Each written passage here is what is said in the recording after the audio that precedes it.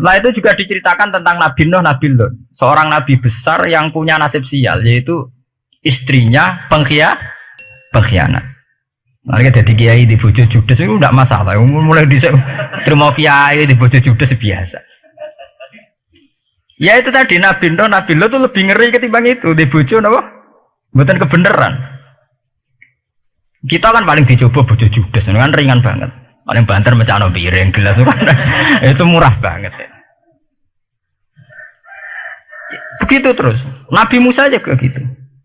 Diceritakan Nabi Musa, beliau adalah seorang sosok Bani Israel yang temperamental. Ya basaria sekali. Saking temperamentalnya ketika tukaran ya jotos.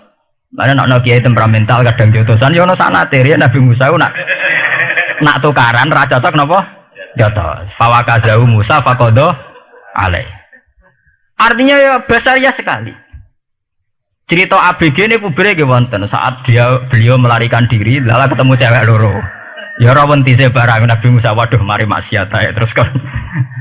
Wadek aja mlaku ning ngarepku, nah kena angin aku roh sikile mari nafsu, aku nabi kok nafsu barang kan ra pantes. Nah ngono ke mlaku guriku. Ya basaria sekali itu sampai detail. Terus ketika itu terus disuaka politik oleh Nabi Syuaib. Sehingga menjadi tradisi bahwa semua nabi akan mengalami problem dengan kaumnya. Kemudian disuaka politik oleh komunitas yang berbeda, yaitu komunitasnya Syuaib itu di luar pemerintahan Fir'aun. Sama seperti yang dialami Nabi Muhammad, komunitas Mekah itu menyiksa Nabi, bahkan mengimbargo sinten Nabi. Semua aliran dana, aliran ekonomi, akses dana, akses makanan itu ditutup di Mekah. Sehingga Nabi sampai dahar dedaunan, fisik bil jibali napa Mekah.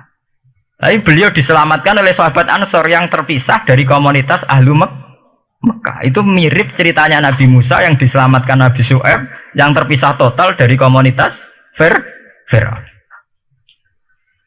Ini penting kalau ulang temriki sehingga karakter-karakter kenabian itu tidak rubah. Karakternya sama. Sehingga setelah kita mengenali karakter para nabi, kita mudah sekali mengenali nabi palsu. Paham ya? Makanya kalau nabi palsu paling seneng musodek, ketara palsune. Lah sing repot sing ora ketara, mergo jenenge Ahmad. Ahmad Muhammad tak mirip. Mulane nek kowe dijeneng supaya ora aku nabi jenengno Kartolo. Mergo nek Ahmad bin Gulam ora jenenge Ahmad. Ana terkenal nabi nek ora jenenge Muhammad utawa napa? Ahmad. Mulane Ahmad bin Gulam pas ngaku nabi pengaruhnya gede mergo mirip. Mulane kula wingi takoki mahasiswa Jogja, "Gus, cara jenengan jeneng Jawa mbek Arab apa iki?" Nak trennya akan nabi palsu apik Jawa lah Kartolo. Karena secara kriteria kenabian ndak akan masuk. Nah anak jenenge Kartolo atau Karmin itu ndak akan masuk kriteria wong sing bakal jadi nabi. Lah anak jenenge Ahmad tak mirip-mirip nabi. Oh Ahmad Hulam bin Mirza wani ngaku nabi mergo jenenge Ahmad. Musaddiq ya mergo musaddiqal lima bena ya deh. Lah anak Kartolo, Karmin, Karlan agak ono. Mulane saiki sing jenenge Jawa kudu syukur. Akan terbebas dari mengaku napa? Nabi. Lho syukur kan gak akan salah. Di barokah sampean jeneng Jawa, orang-orang ngaku napa? Nabi. Selamat. Kudu syukur. Paham ya? Ndak apa-apa, itu harus dinikmati. Ya itu tadi ya, karena Nabi itu punya karakter yang sama, punya tradisi yang sama, yang mirip-mirip. Itu kenapa Quran berkali-kali menceritakan sisi-sisi kenabian Nabi di luar Nabi Muhammad. Karena biar karakter Nabi Muhammad terbentuk, ya, terbentuk dengan karakter Nabi sebelumnya. Tidak melenceng. Kemudian itu ditiru oleh ulama kita. Kita punya guru punya guru lagi, punya tradisi yang sama. Nak mulang kudu istiqomah, santri loro lah kudu diulang. Nah, sedadi kiai aja mopat ijo nak roh dhuwit. Pokoknya dilatih. Nah, tapi dari kiai saiki orang mripat ijo, mripat abang. Mergo dhuwit saiki abang. Dhisik dhuwit paling gede ra 50.000 iku ra ijo. Lah saiki 100.000 abang. Dadi saiki nak nasihati nak roh dhuwit aja mripate abang. Mergo ijo wis gak akeh saiki. Paham napa? Kena akal-akalan ngoten jan repot. Juga kula di santri dablek nek di bojo aja moro tangan. Kula mboten moro tangan, kula saduk, moro sikil. Kena anekdot ngono rusak. Adu-adu ning bojone. Bojone loro, bareng bojone nguap. Kowe jare rabi Pak ning jowo, bojom jare loro fitnah deh. Sing bener telu. Ayo kan repot. Ketemu cangkem elek rusak kabeh. Fitnah udah nak loro. Sing bener apa? Telu. Nah, saat ini mun politik ngoten enggak, saya sebagai pejabat tidak pernah mengkorupsi 1 sen pun uang rakyat. Wong edan tapi korupsi ya sak sen. Ngomong ra waras tapi korupsi napa? Sak sen. Ngono miliaran tok. Korupsi napa? Sak sen. Ya mesti ae. Beneran. Ayo. Jadi zaman akhir itu kayak zaman dhisik, kayak Abu Nawas kabeh. Jadi apa-apa niku mun mboten karu-karuan. Mun ya. Wah itu permainan kata begitu niki kula penting kula terangkan nggih. Saya sebagai ahlul Quran, orang yang banyak baca Quran nggih. Itu kita akan tahu betul betapa parahnya nggih atau akibat negatifnya dari permainan kata itu. Dan itu dilegalkan Quran, disahkan Quran dalam beberapa ayat. Yaqulun apa yuriduna ayutfi'u nurallahi bi afwahihim. Orang-orang Yahudi, Nasrani, kafir Mekah itu ingin sekali membunuh Islam lewat permainan kata bi afwahihim. Yaitu tadi misalnya kalau Muhammad bin Abdullah bin Abdul Muthalib itu kelihatan keren karena masih Bani Quraisy. Tapi kalau diistilahkan Muhammad bin Abi Kabsah, wah Muhammad sing anake Karlan niku, iku ora ummiyin. Balik dadi wong alim terus diistilahno bapakmu sing cilike iku angon wedhus ini. Terus repot terus ajur kah?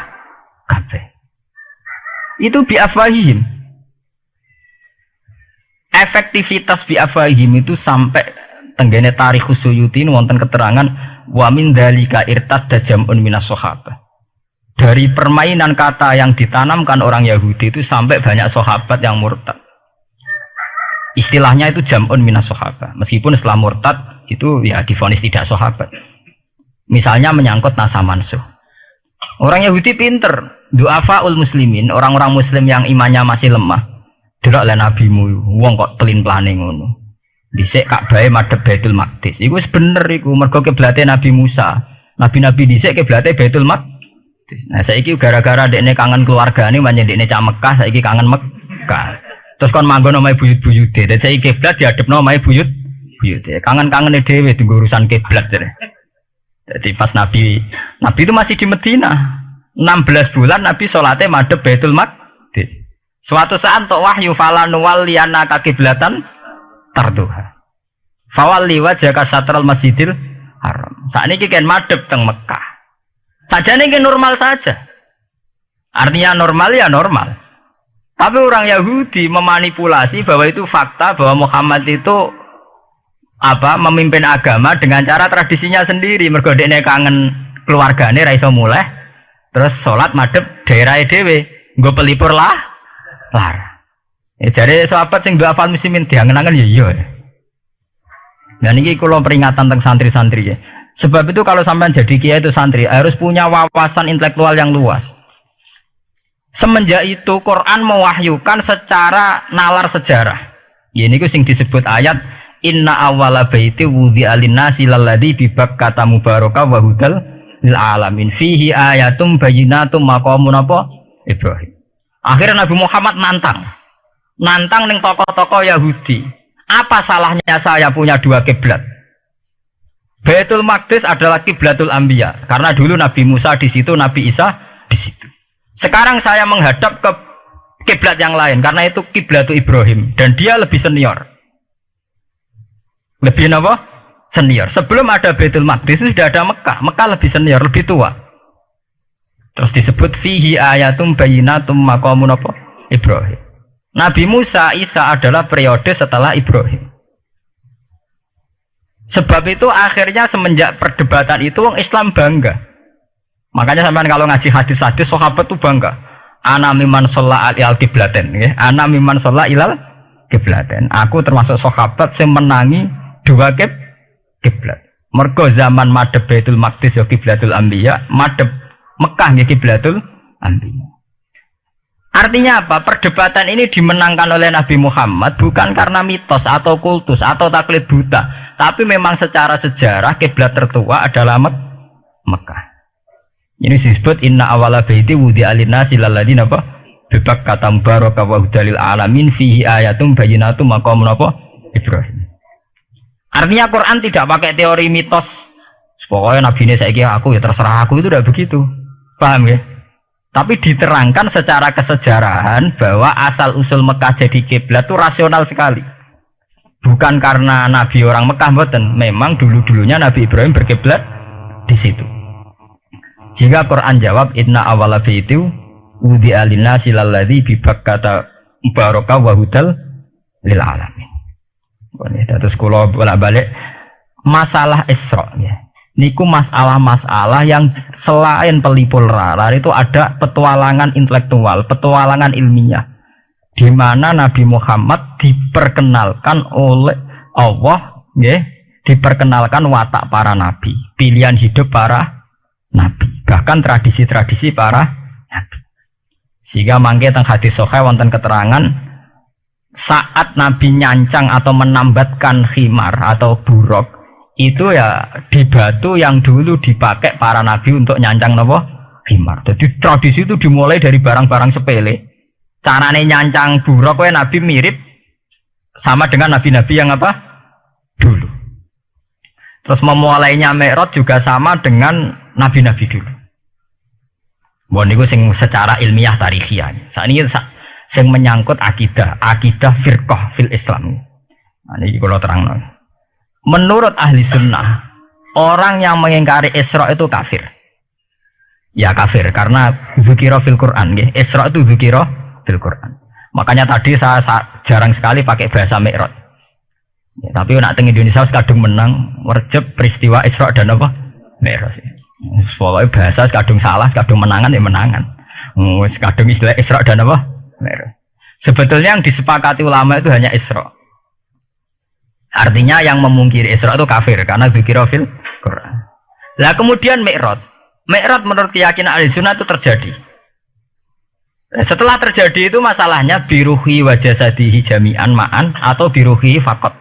Nah, kemudian menjadi firqah-firqah yang macam-macam. Ada yang meyakini biruhi wa jasadi, ada yang meyakini biruhi napa faqat. Sampeyan kalau ngaji Al-Kawakibul Lama'ah karangannya Mbah Fadl atau kitab-kitab panduan ahli sunnah yang disahkan oleh NU.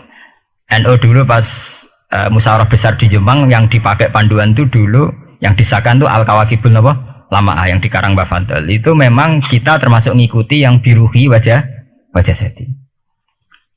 Tapi sebetulnya dalam kelompok yang biruhi fakot itu ada orang keren di dalam dunia ilmiah. Ini termasuk Aisyah meyakini biruhi apa? Fakot. Ya, tapi itu sudah masalah-masalah kemudian berkembang menjadi di luar masalah firqah terus menjadi masalah said, masalah pengetahuan. Kalau masalah pengetahuan tentu kita ini terus masalah kan, artinya masalah itu kalau iman diukur dengan akal ya kadang tidak sambung. Wah itu mokal, orang dengan kecepatan sekian pasti hancur. Dan agama ukur akal terus ya repot. Wong dipendem sudah dibalung ya dibalung, dibakas tangi bareng. Jadi sing disoal ora mek rotok kabeh napa?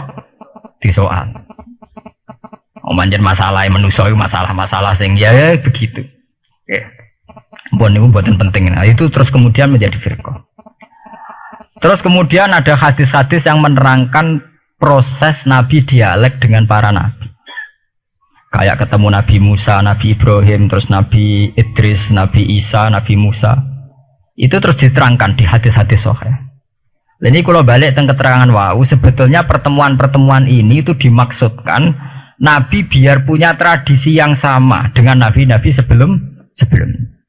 Karena ini penting ya. Sama esro rasane dadi kiai. Niku kroso banget. Misalnya kita akan dididik ala pesantren misalnya. Kita punya kiai-kiai yang punya tradisi. Misalnya nak rawong nakal, wong minum astagfirullahaladzim, wong kok ngono kan gitu. Ya hanya begitu. Sehingga wis kaya identik angger kiai NU atau amalia NU iku rawani naboki wong sing nyabu. Ya rawani nyadui wong sing lagi minum. Kemudian itu dianggap satu kekurangan atau apa, walhasil kemudian lahir kayak FPI, orang yang tidak menerima metode itu. Tapi sudah kayak ada janjian tuh begitu, kiai paling anti kemungkaran lah itu. Saiki paling kerengo sapa mbok terkenal kerengo. Mereka tidak punya catatan repot bahwa mereka pernah jotosi wong minum. Masih sing sering jotosi santri lah itu tetep ora tau ono terkenal jotosi napa? Wong sing mabuk, wong sing minum. Itu sudah kayak tradisi. Dulu zaman Basim Asari Jombang terkenal ijo be abang, yang abang ya abangan tenan. Sing ijo.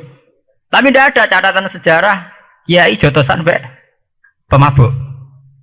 Ya memang kayak kita sudah punya tradisi nak roh kemungkaran itu menang kalah itu lewat proses bil hikmati wal mau'izatil hasanah.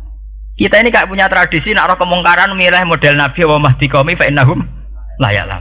Itu ya kayak ada janjian begitu. Meskipun kita sebagai orang alim ya tahu nahi mungkar itu wajib. Nahi mungkar itu begini-begini, tapi ya praktek kita tidak pernah begitu. Ya, kalau di Timur Tengah kebalikan. Mana tidak terima karuan wong nakal. Podo soleh beda aliran halal dibunuh. Sehingga wong Sunni yang ngalalo darah wong Syiah nggih ngalalo darah napa? Wong Sunni. Ya sudah kayak tradisi. Sampai nak maca kitab fikih khas Arab. Mau biasa muni wong ngene iku muhaddarun damu. Padahal ya wong soleh, wong Islam di mazhab apa ini disebut darun apa? Damu. Sehingga kita itu tadi kita punya tradisi. Saya tuh kalau sedang tahajud, matehai para wali-wali songo atau apa, itu yang terpikir di saya itu hanya satu. Agama Islam itu lahir lewat Quran dan hadis. Tapi kemudian tahu-tahu tetap berimprovisasi, berkembang sesuai tokoh yang membawa. Sampai kalau melihat Islam di India dulu sampai perang besar-besaran, kemudian zaman Abul A'la Al-Maududi, zaman periode Muhammad Iqbal, sampai India pecah, kemudian jadi Pakistan yang bernegara apa? Islam, karena banyak konseptor Islam yang tidak setuju negara sekuler. Akhirnya mereka misah jadi negara Islam Pakistan. Kemudian Timur Tengah juga begitu. Karena Timur Tengah sudah Islam semua, masalahnya itu diislamkan ala Sunni atau ala Syiah. Iran menjelma sebagai aliran Syiah. Yang Sunni dianggap sesat, halal darah. Irak zaman Saddam Hussein pemerintahan Sunni. Sing Syiah dibantai sehingga wong Kurdi do mati. Era Saddam keok gentenan Saddam sing di bantai. Makanya kalau saya ngaji di Jogja, seminar di Jogja bilang, kita ini harus bersyukur. Kita ini punya tradisi konflik yang terbaik di dunia. Enggak, kita ini punya tradisi konflik yang terbaik di dunia. Sampai nak Isra Ikhwanil Muslimin teng Mesir, Badan Intelijen Nasional atau Badan Stabilitas Nasional, Bakor Setanas itu harus terima kasih sama tradisi tokoh-tokoh Islam di Indonesia. Lepas dari kita setuju tidak setuju itu terserah, tapi kita punya tradisi konflik yang paling baik di dunia. Kurang bencinya Gus Dur sama FPI atau FPI sama Gus Dur, paling mereka ya adu statement di depan wartawan. Itu bagus sekali. Cara neng Arab wis tembak-tembakan. Kita punya sejarah. Secara pesantren saya itu punya sejarah panjang. Zaman Mbah Imam beda dengan Mbah Zubair, zaman Kiai Memun beda dengan Kiai yang lain. Paling adu statement saat ada tamu itu paling bagus. Kita punya tradisi konflik paling bagus di dunia. Kayak apa mangkelnya orang NU saat Gus Dur diimpis, dipecat.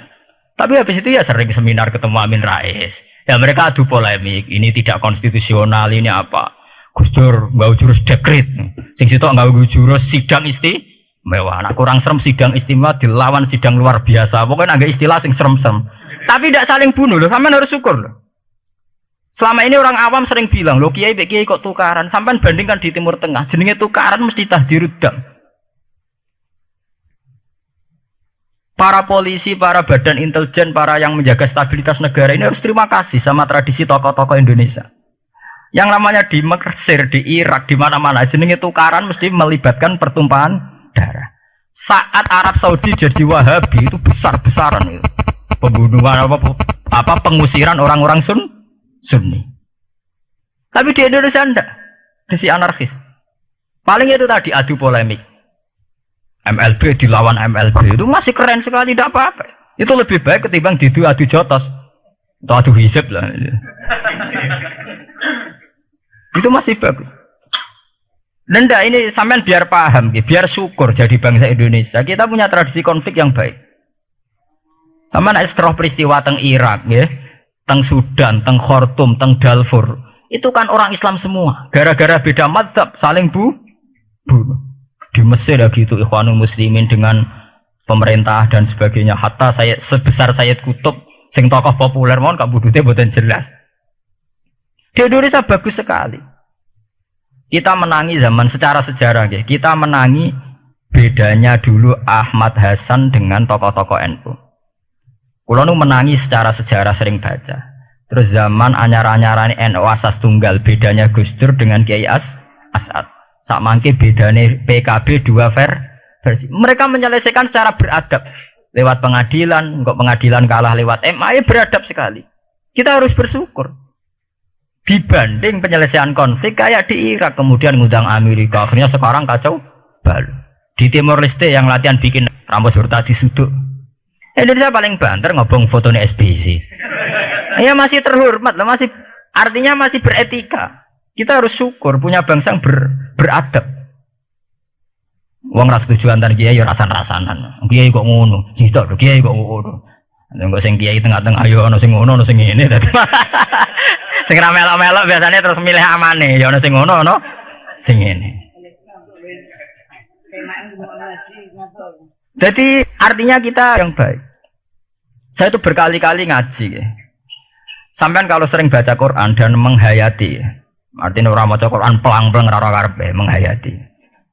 Saya itu sekarang sesadar-sadarnya, saya masih belajar. Ini jamaah sini harus tahu. Saya hingga detik ini masih belajar. Entah itu lewat belajar baca Jalalain atau belajar merenung maupun belajar lewat yang lain. Quran itu dulu ya sering nyebut begitu itu saya tidak paham. Sekarang tuh saya paham, tambah paham. Misalnya di juz 4 ada istilah ikhwanan. Orang mukmin disuruh ingat peristiwa-peristiwa yang dulu saling kuntum a'daan fa'allafa baina qulubikum fa'asbahtum bi ni'matihi napa ikhwanan. Dulu kamu bermusuh-musuhan yaitu antara kelompok Aus dan Khazraj. Gara-gara barokatul Islam sekarang kamu menjadi ikhwanan. Menjadi bersaudara. Sampean kalau melihat TV merunut konflik di Irak, sering ada bom bunuh diri, itu kan ada asal usulnya. Memang sekarang orang menimpakan kesalahan itu pada pasukan multinasional yang dipimpin Amerika dan Inggris. Tapi sebetulnya ada usul-usulnya. Sampai Amerika bisa masuk karena orang Irak tidak ikhwanan. Tidak apa? Yaitu ada Syiah, ada Sunni, mereka saling menikam, saling bunuh. Sehingga karena ada ikhwanan ini pihak ketiga masuk, yaitu tentara multinasional.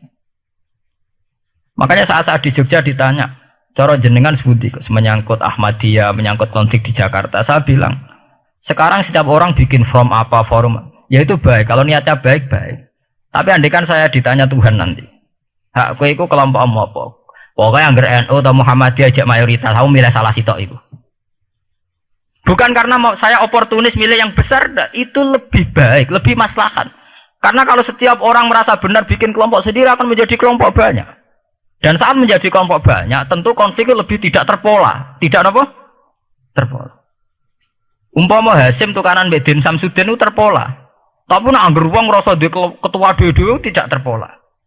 Bagaimanapun ikhwanan itu harus disyukuri. Ya, dalam kondisi berteman. Sebab itu Nabi sering ngendikan ilzamu jamaahirul muslimin wa man sadza sadzafin. Mbok kamu itu ikut kelompok mayoritas saja. Jamaahirul muslimin cara bahasa netralnya mbok ya kamu itu ikut kelompok mayoritas saja. Karena kalau orang merasa benar kemudian bikin kelompok sendiri itu tidak ada selesainya. Lah akulah cara nuruti GR sebagai kelompok dewe. Wong aku ya di umat, di pengaruh sing YouTube wis akeh. Tapi kalau semua orang merasa begitu kan repot nanti. Mursid di kelompok dewe, tukang toreko di kelompok dewe, tukang ngaji di kelompok dewe. Modal kitab pirang-pirang sesi ono jamaah Jalalain, jamaah Mu'in, jamaah Fathul Wahab. Nah, sing iso ngaji jamaah tahlil, jamaah istighosah. Ora ono bare itu. Saya tuh kalau ditanya di Jogja, meskipun saya kritis, artinya kritis itu mungkin terhadap satu fenomena kita tidak setuju atau Muhammadiyah dalam banyak hal atau satu dua hal. Itu tidak menjadi alasan kita untuk tidak mengikuti mainstream. Karena kalau mainstream ini dilanggar, itu kita tidak akan ikhwanan. Dan akibat negatif dari tidak ikhwanan adalah kayak kasus Irak. Iran itu kenapa tidak mudah diserang Amerika padahal punya nuklir? Karena mereka seragam Syiah semua. Itu lebih gampang, lebih susah. Lawan itu apa? Susah. Arab Saudi juga mudah diadu karena karuan seragam Wahabi semua. Kita tidak bicara itu ya akidah. Mungkin kamu bisa debat Wahabi itu benar apa enggak. Tapi karena relatif aman, nggak diacak. Indonesia juga gitu. Kenapa tidak banyak konflik? Karena orang itu Islamnya kalau udah NU ya Muhammadiyah. Buat cocok cocok, boleh milih. Itu lebih mudah. Ketimbang ada faksi-faksi baru, kemudian stabilitas menjadi tambah kacau. Mulane kula niku saya loh ya, saya pribadi menghimbau. Melihat ayat itu dihitung Tuhan sampai Allah ngendikan apa ifkuntum a'daan fa'allafa baina qulubikum fa asbahtum bi ni'matihi apa? Kekuatan sebuah negara itu bukan karena senjatanya canggih, tapi karena rakyatnya tidak bentrok. Ya bayangkan kayak Indonesia. Andai kan Jawa itu mayoritas Islam, kemudian mereka ingin mendirikan negara Islam. NTT merasa tidak diwongke terus keluar dari Indonesia. Nanti Maluku, Ambon juga gitu. Daerah-daerah yang Islamnya ada mayoritas begitu. Kayak apa susahnya militer? Andai kan setiap kelompok itu punya jamaah besar, terus sering bikin muktamar. SBC berbakar muktamar NU, Muhammadiyah. Kabeh wong di kelompok prakesel SBC. Gak sudah jadi presiden. Moga setiap forum umat Islam gawe napa? Kok gawe muktamar?